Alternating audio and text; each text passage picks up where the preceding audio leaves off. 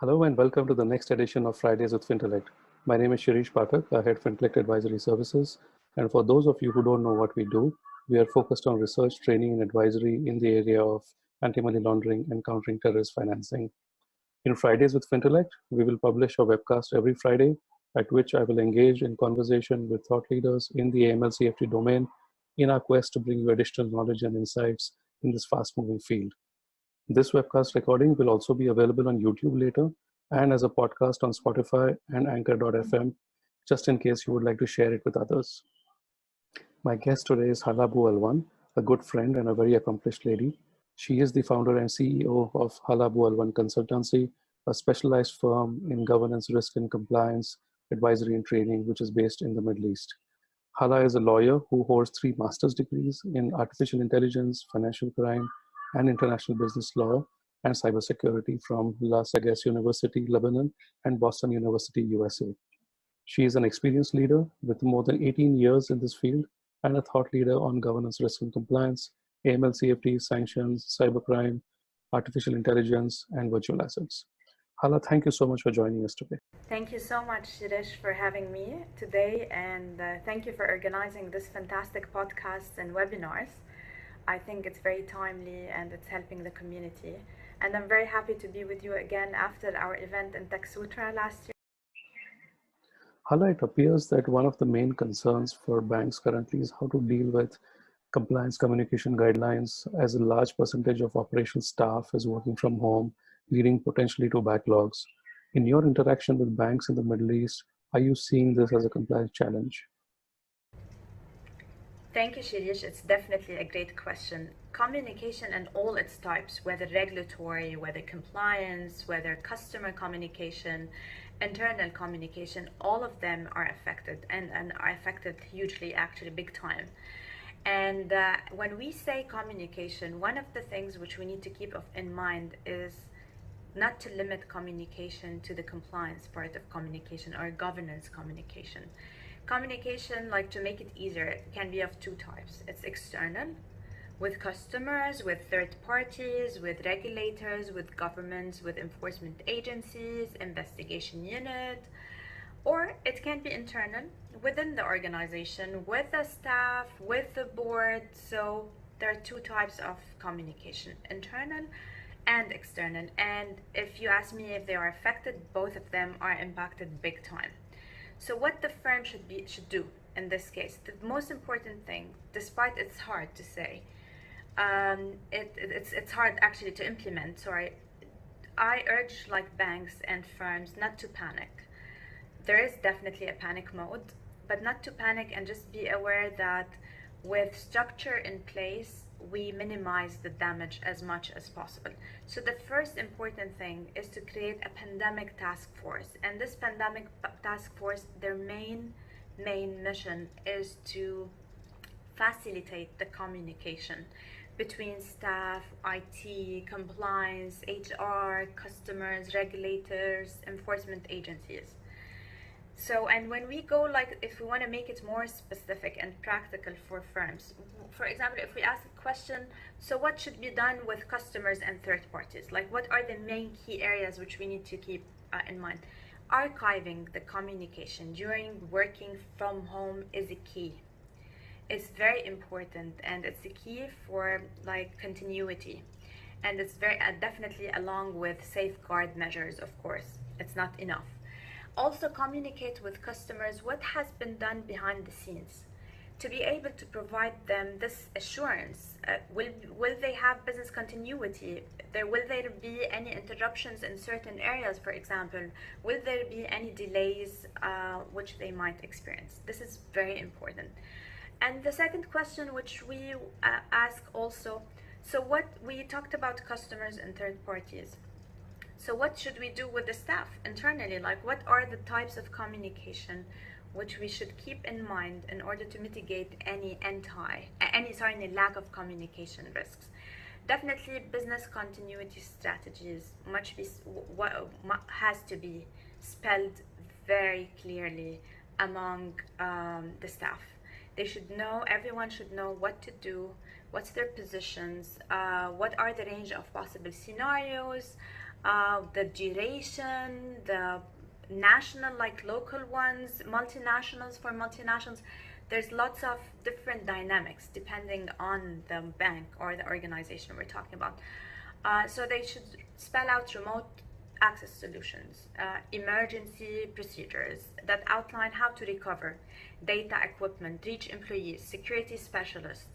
Also, the backup systems must be well established and responsibilities should be allocated very clearly and communicated. There should be a point person which should be communicating inquiries and sending updates to top executive and board directors, which we will come to that later. Those should not be excluded, especially the board should be included so much into the communication. So the governance communication mechanism should always flow, regardless what is the situation. Also, the firms should communicate all relevant policies and procedures, and make sure that those policies and procedures continue to be implemented despite of the situation. And definitely the security protocols will never be relaxed, specifically in this situation. So also the last question which we ask ourselves is, what about the regulatory authorities, supervisory authority, investigation unit? What should we do? The communication in this situation should be strengthened more than ever. And it's mutual. It's not only from the organization to the regulator or the enforcement agency, it's vice versa. They should encourage the entity to report, to submit suspicious transaction reports, to submit any concern, raise any concern they have. That they should encourage this continuous dialogue, which between supervisors and the banks, especially when working remotely. So they should have this, safe mechanism, like I can reach the regulator despite anything, I can take their advice, I can continue submitting. And regulators and enforcement agencies should show them back that they are there, they are alert, they are ready in order to answer any questions, take action. So this is very important on those three levels, as you mentioned: customers, third parties, staff, and regulatory authorities and enforcement agencies. Thanks, Hala. With many banks opting for non-face-to-face KYC, there could be lapses in proper due diligence when onboarding new customers. What are your views on this? Thank you. Definitely not having face-to-face communication, face-to-face KYC is a challenge. Definitely. But banks and other institutions should not accept to be vulnerable to this huge challenge. And not because I'm talking to certain banks and compliance officers, AML, some of them are desperate, they're losing hope. They're saying, oh, so many money laundering attacks will happen to us, terrorist financing, etc. And they don't know what to do because of the panic, which we talked about, which understandable. And yes, we can't do face-to-face KYC in this time, but there are much more alternative things we can use in order to fill in the gaps. It might not be efficient as the face-to-face, but at least if we do several things together and put them together, it will be efficient at the end of the day. So one of the ways we can use is, for example, having alternative proof of identity processes, using electronic copies, scans, photograph of reliable and independent documentation, of course, relying on disclosure certificates to verify certain types of information about customers who are not individuals. However, doing all this and collecting all this documentation, it's not enough. We don't stop there. So first, we shouldn't forget that once we collect those information and we have a preliminary view of it, we have to apply the risk-based approach. Even if the information we have is not as enough as we would love it to be, the risk-based approach should be applied. So it's very important to, not to forget this element specifically. And one of the things which actually caught my attention, I was reading about that after talking to some of my clients and seeing the panic, and wanting to compare other countries, what they are doing versus Middle East. And this doesn't mean that Middle East is not applying these things, but not all the Middle East countries. In the Gulf, we are seeing amazing proactive activities and actions in order to mitigate these risks. However, not all the countries, and I think it's a global thing as well.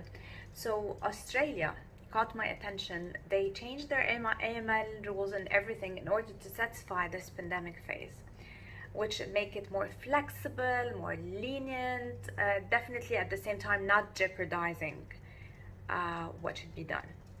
So one of the things which they are applying is using video calls, using Skype, Zoom, face-to-face to compare physical identity of the customer with the scanned and photographed copies of identification documents which they got. Also requiring a customer to have a clear front view selfie of themselves that can be compared with scanned or photographed copies of identification documents. Telephoning the customer to ask questions about their identification, the reason for requesting a designated service, or other questions that would assist in ascertaining whether the customer is who they claim to be. Definitely, as mentioned, it's not easy.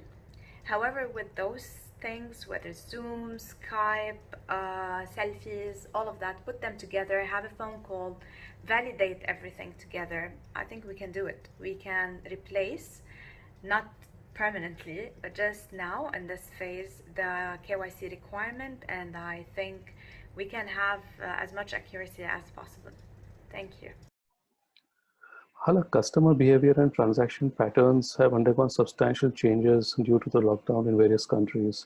How will this impact identification of suspicious transactions based on the customer's previously defined profile and expected behavior now? Thank you, Shirish. Definitely, this is a struggle. I was talking to many compliance officers, AML officers, and they said the very same. And one of the things which led to this is wire transfers had dropped like a quarter, at least a quarter, since the start of February amid disruptions in the global economy, as everyone knows. Balancing out the surge in cash withdrawals, online banking, cryptocurrency related activities. So this definitely might create confusion because this is not the regular behavioral pattern.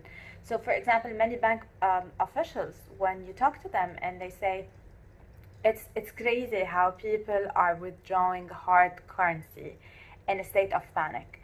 And also many people turning into mobile apps who they've never used mobile apps, or because they think it's safer now because of the situation. And many use virtual currency in massive volumes, like cryptocurrency and many others, in like massive amounts, which is not the regular behavioral patterns. And as per the AML officers, this creates sometimes confusion because the massive amount and continuous frequent transactions, which is not a norm with the regular behavior, they confuse them sometimes. It's very hard for them. When you talk to them, they tell you, I can't differentiate anymore between legitimate activity and time of crisis and people are panicking and illegal transactions. So it's really creating this. They can't discriminate. They can't differentiate. Also, FinCEN, actually, I was reading a report on FinCEN on this specific topic, which is very interesting. They said that they are receiving multiple of suspicious transaction reports, flagging attempts by fraudsters to exploit fears of the pandemic, to sell charm cures, for example, raise funds of fraudulent charities, and the victims into handing over like money by impersonating even government officials, imagine, among other scams. With all this, many things are happening, and the confusion and the behavioral trend which is changing, definitely it's a huge struggle for banks. And actually, I don't want to just limit it to banks. I think this is a struggle among any organization which should do KYC, which in my point of view, everyone should do KYC for their customers. But definitely when it comes to financial institutions, it's always of higher risk. So with all this confusion, again, I urge banks and firms not to overthink and complicate the process. It is complicated as much as it is, and we have those challenges already. So as mentioned, as I always say to and advise clients and help them during these times, structure in place, communication, continue doing what you've been doing, put alternatives to the things you can't do these days because of the social distancing. find alternatives. So undergo the same regular compliance measures and the risk-based approach, which you usually do, but definitely in a much more proactive pace, given the criminal creativity in these times, which we will come also to this, talking about criminal creativity. I think this definitely should be included in their compliance program, monitoring plans, policies and procedures, government implementation, what alternatives, what kind of confusion the new behavioral trends of customers might cause, how to deal with it, despite if it's a trend and people are panicking, people are withdrawing so much cash, using cryptocurrency in crazy amounts, crazy volumes. If you still feel there's something suspicious, you're not comfortable, follow the same procedures you always follow and report it. So there's nothing which changed. And also remember FATF recent recommendations. So whatever is required by FATF, you have to apply it even in these times. So if the behavior doesn't make sense despite there's a crisis, report the case.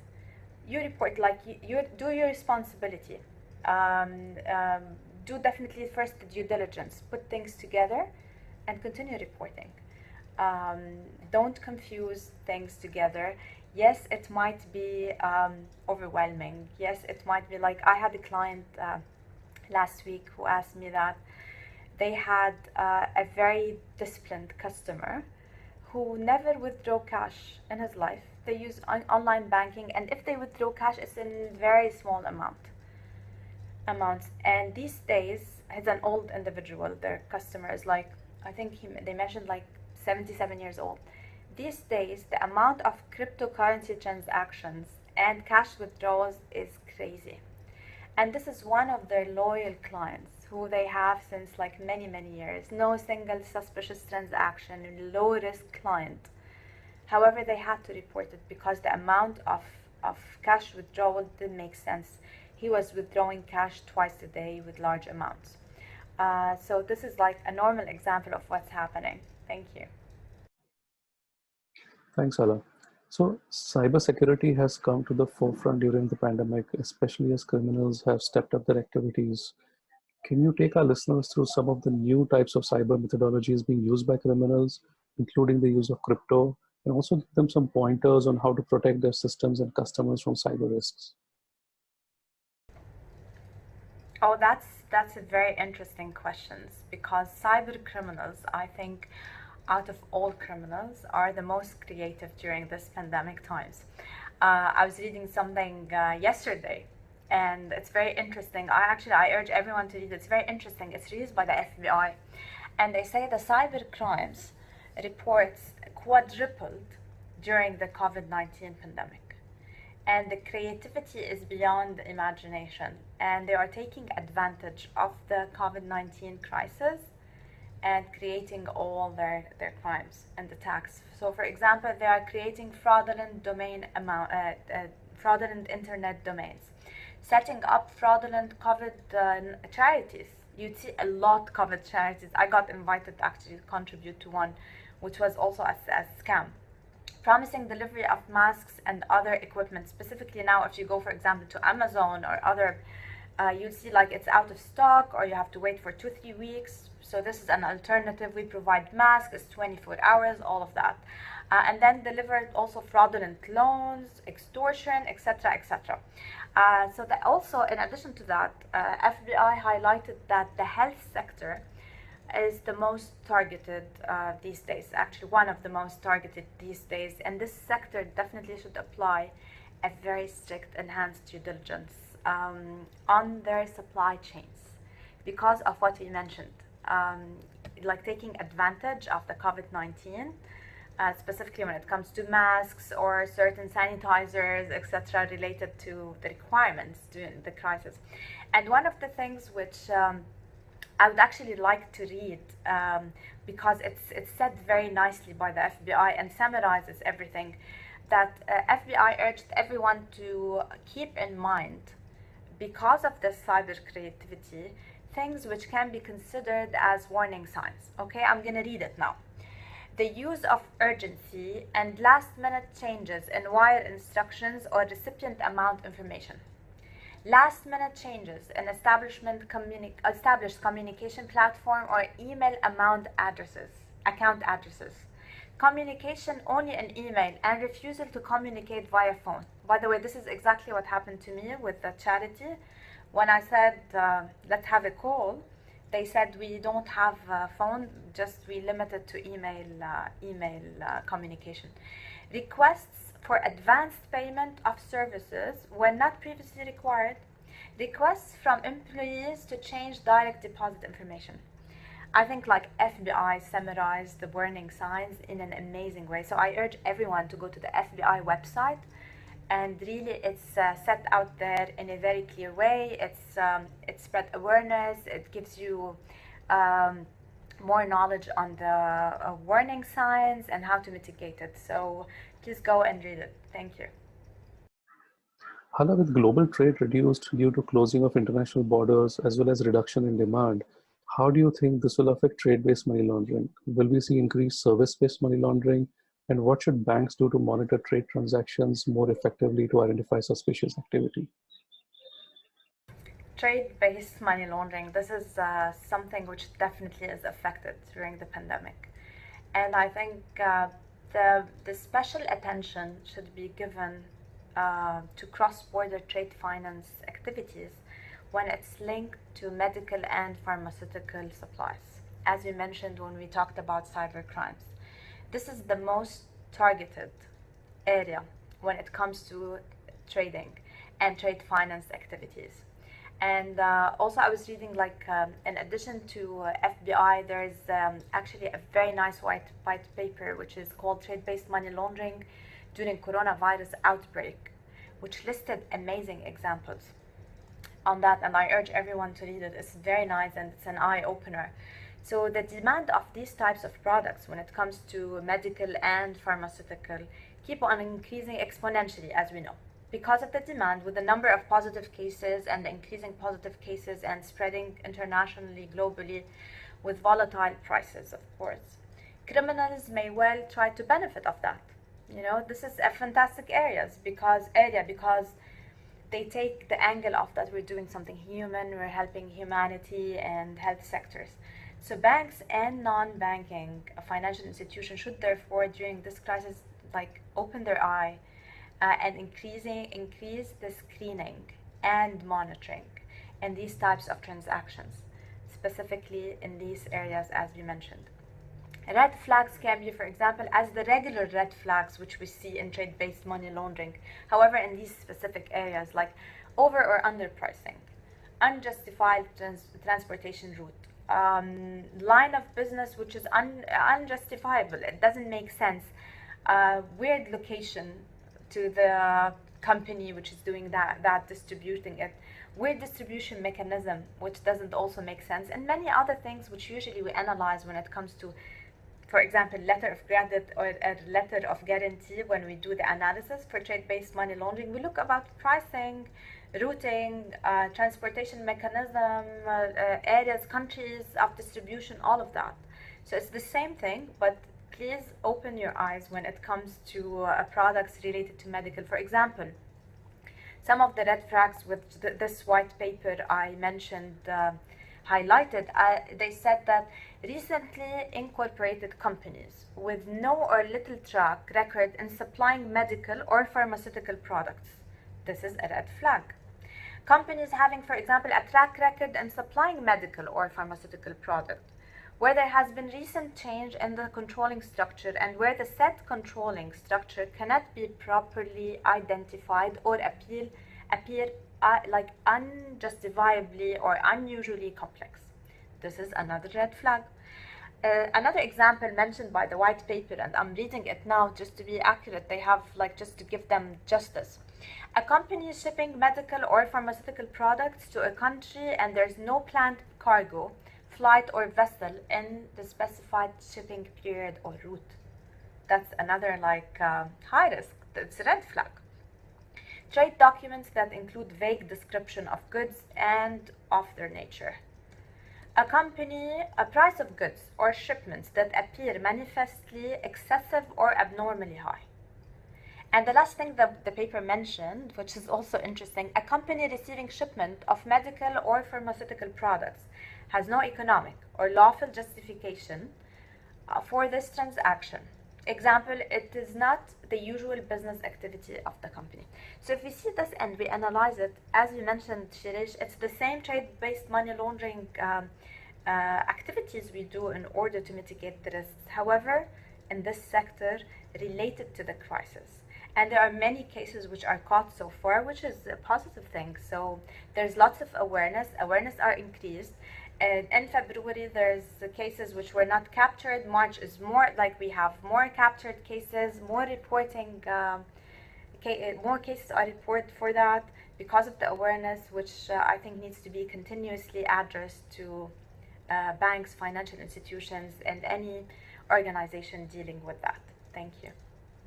So as you know, almost all banks have defined AML governance frameworks in place, which articulate how the bank will address risk identification, monitoring, training, technology, as well as the stated or implied risk appetite of the bank. What impact do you think the pandemic situation will create on governance and business conduct of banks? Thank you, Shirish. It's definitely a very important question. And I think everything we've been talking during this podcast since the beginning till now is about governance. Because as we know, governance is about communication, it's about reporting, it's about continuity, it's about enforcement, it's about transparency, it's about internal controls. And we've talked about all that during the amazing questions which you asked me. So definitely, in order to maintain this governance, which is definitely impacted during the crisis because of the loose ends which we have to tie, because of the social distancing, because of the sudden change of norm of behavior and way of doing things. So again, we go to the panic, we go to the fear, which sometimes creates this gaps in governance.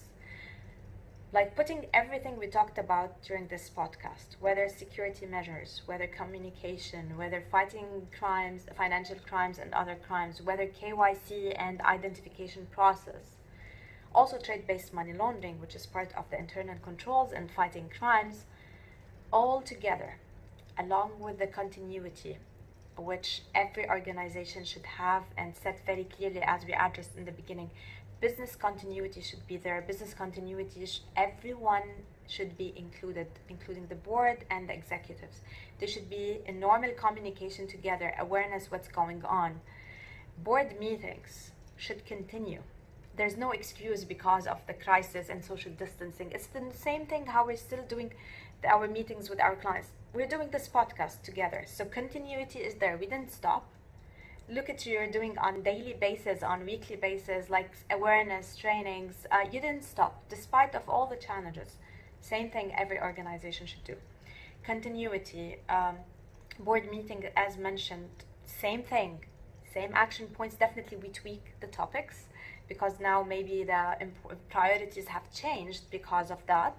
We included, we discuss it, board committees meet, we take decisions, we take action points. Enforcement, same thing. One of the main elements of governance is enforcement. Enforcement, whether it's external or internal, from regulators to regulated entities, or from regulated entities to their staff.